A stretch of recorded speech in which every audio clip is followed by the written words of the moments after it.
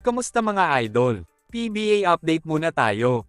Brutal na pagbatikos ng mga netizens sa PBA, may epekto pa kaya kay Commissioner Willie Marshall at sa mga stockholder ng liga? Halos puro panlalait na kasi ang mga lumalabas na komento sa mga social media website tungkol sa nilalangaw na venue ng mga PBA games. Ayon pa nga sa isang nagkomento, parang tinamaan daw ulit ng pandemya ang liga dahil tila PBA bubble daw ang datingan ng mga laro na halos walang nakikitang nanunood sa loob ng kanilang venue.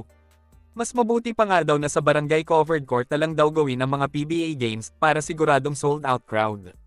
Naikumpara pa sila sa ginanap na laban ng Creamline at Choco Mucho ng Premier Volleyball League kung saan napuno nila ang buong Smart Araneta Coliseum. Dahil dito, madami tuloy naglabasan na teorya tungkol sa humihinang kasikatan ng liga. Naniniwala ang isang basketball expert na nahihirapan na daw makahakot ng manunood ang PBA dahil sa pabago-bagong ugali ng mga Pilipino.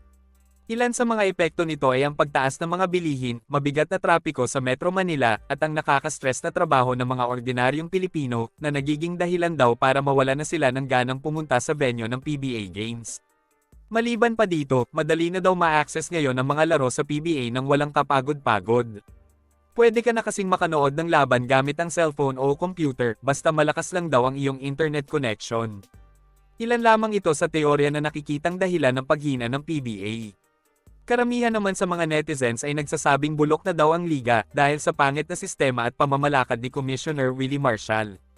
Hinahayaan lang daw kasi ni Kume na manipulahin ng SMC at MVP ang mga nangyayari sa PBA tulad ng mga lopsided trade na naging dahilan para mawala na ng interes manood ng PBA games ang karamihan sa mga Pinoy.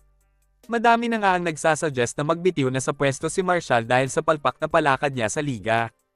Dahil daw sa ginawa ni Marshall, nawala na din ng interes ang mga top amateur players sa bansa na magpa-draft sa PBA, na isa sa mga dahilan kaya wala nang nanunood sa liga. Lahat kasi ng mga magagaling na amateur players sa UAAP at NCAA ay mas pinipiling maglaro na lang sa B-League o KBL kaysa maging isang sikat na PBA player dito sa Pilipinas. Ilan din daw ito sa mga dahilan kaya naputol na ang paglago ng mga nanunood sa kanilang liga. Sinimulan ito ng kapatid ni Kiefer na si 3D Ravenna, na noon ay naglaro para sa Ateneo Blue Eagles sa UAAP.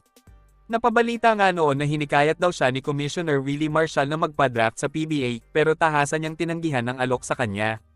Sa halip, hindi siya nagdalawang isip na tanggapin ang nakakalulang offer ng Japan B-League team na Sun N Phoenix. Matapos nga noon, sumunod na ang iba pang top amateur players sa bansa para tahakin ang landas na pinuntahan ni 3D Ravenna.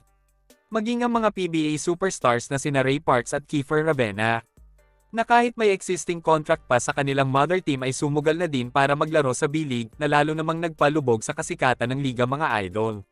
Sa ngayon nga ay hindi na PBA ang top destination ng mga future amateur player natin dito sa Pilipinas. Bagamat may mga natitira pa namang superstar ang PBA kagaya nina Junmar Fajardo, CJ Perez at Scottie Thompson, mukhang papunta na ngayon ang liga sa madilim na hinaharap. Wala na kasing magagaling na player ang maaring pumalit sa mga manlalarong ito pagdating ng panahon.